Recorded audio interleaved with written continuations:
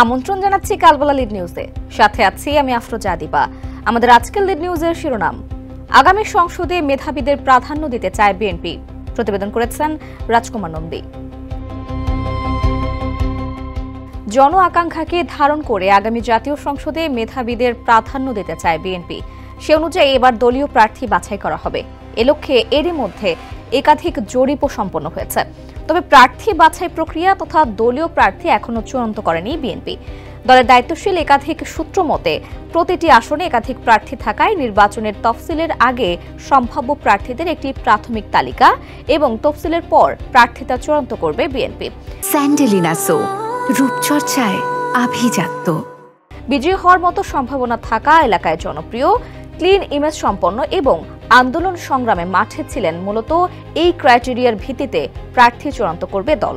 কৌশলগত কারণে একাদশ সংসদ নির্বাচনে একাধিক প্রার্থীকে প্রাথমিক মনোনয়ন দিলেও ব্যাপক যাচাই বাছাইয়ের মধ্য দিয়ে এবার প্রতি আসনে দলীয় একক প্রার্থী মনোনয়ন দেবে বিএনপি। এক্ষেত্রে প্রার্থী মনোনয়নে আসতে পারে চমক।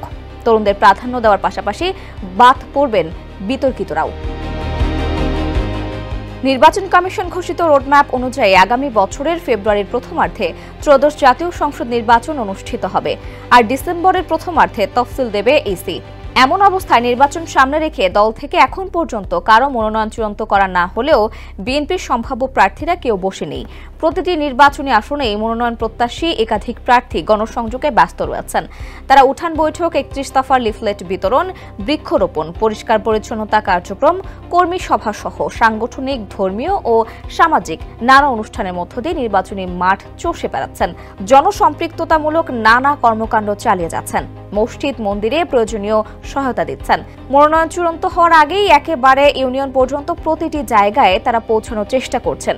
অবশ্য এরই মধ্যে যাদের অবস্থান অনেকটা স্পষ্ট এবং যারা মনোনয়ন পেতে যাচ্ছেন তারা আর পেছনে ফিরে না তাকিয়ে পুরো দমে নির্বাচনের মাঠে রয়েছেন। আর যাদের অবস্থান এখনো স্পষ্ট নয় তারা দল থেকে যাতে চূড়ান্ত সিগন্যাল পেতে পারেন সেজন্য কেন্দ্রেও দৌড়ঝাঁপ অব্যাহত রেখেছেন। কেউ কেউ আবার দলের হাইকমান্ডেরও দৃষ্টি আকর্ষণের চেষ্টা করছেন। জানতে চাইলে বিএনপির স্থায়ী কমিটির সদস্য সালাউদ্দিন আহমেদ কালবেলাকে বলেন, প্রতিটি আসনে বিএনপির অনেক প্রতিদ্বন্দ্বী প্রার্থী রয়েছেন। সুতরাং প্রার্থী চূড়ান্ত করতে আমাদের একটা সিলেকশন ক্রাইটেরিয়া থাকবে। ব্যাপক পরিসরে যাচাই বাছাইয়ের মধ্য দিয়ে প্রতি আসনে এবার একক প্রার্থী মনোনয়ন দেওয়া হবে। বিএনপি এখনো প্রার্থী বাছাইয়ের প্রক্রিয়া শুরু করেনি জানিয়ে তিনি বলেন, প্রার্থী বাছাইয়ের ক্ষেত্রে এলাকার জনপ্রিয়তা, যোগ্যতা, মেধা, মানুষের কাছে গ্রহণযোগ্যতা, ফ্যাসিবাদ বিরোধী আন্দোলন সংগ্রামে ভূমিকাকে গুরুত্ব দেওয়া হবে। পাশাপাশি তারুণ্যের রাজনৈতিক ভাবনাকে ধারণ করতে বিভিন্ন জায়গায় তারুণের প্রতিনিধিত্ব নিশ্চিত করা হবে। মেধাবীদের পাঠশালা হবে আগামীর জাতীয় সংসদ। সেক্ষেত্রে বিদ্যমান প্রার্থীরা এবং বিভিন্ন এলাকায় আগের যারা রাজনীতিবিদ আছেন তাদের বাইরেও কতটা যাওয়া যাবে সেটাও প্র্যাকটিক্যালি দেখা হবে। এগুলো মিলিয়েই প্রার্থী চূড়ান্ত করা হবে। দলীয় সূত্রে জানা গেছে, বিএনপি মাঠ জরিপের মাধ্যমে প্রার্থী বাছাই করছে। প্রাথমিক জরিপ কাজ এরই মধ্যে সম্পন্ন হয়েছে। কোন কোন আসনের সম্ভাব্য প্রার্থী কারা এবং তাদের মধ্যে বিজয়ী হওয়ার সম্ভাবনা কার, কে সংশ্লিষ্ট এলাকায় জনপ্রিয়, ইমেজ কার ভালো এবং আন্দোলন সংগ্রামে কে মাঠে ছিল, এসব ক্রাইটেরিয়ার ভিত্তিতেই একাধিক জরিপ করা হয়েছে। বিএনপির ভারপ্রাপ্ত চেয়ারম্যান তারেক রহমান তার নিজস্ব এবং দলীয় নেটওয়ার্কের মাধ্যমে এবং আন্দোলন সংগ্রামে কে মাঠে ছিল এসব ক্রাইটেরিয়ার ভিত্তিতেই একাধিক জরিপ করা হয়েছে। বিএনপির ভারপ্রাপ্ত চেয়ারম্যান তারেক রহমান তার নিজস্ব এবং দলীয় নেটওয়ার্কের মাধ্যমে নিজেই এই পুরো প্রক্রিয়া দেখভাল করছেন।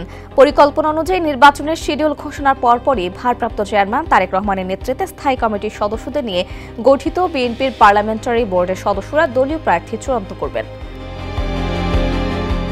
জানা গেছে, গণঅভ্যুত্থানের পরিপ্রেক্ষিতে জন আকাঙ্ক্ষাকে ধারণ করে বিএনপি আগামী নির্বাচনে ক্লিন ইমেজের প্রার্থিতা নিশ্চিত করতে চায়।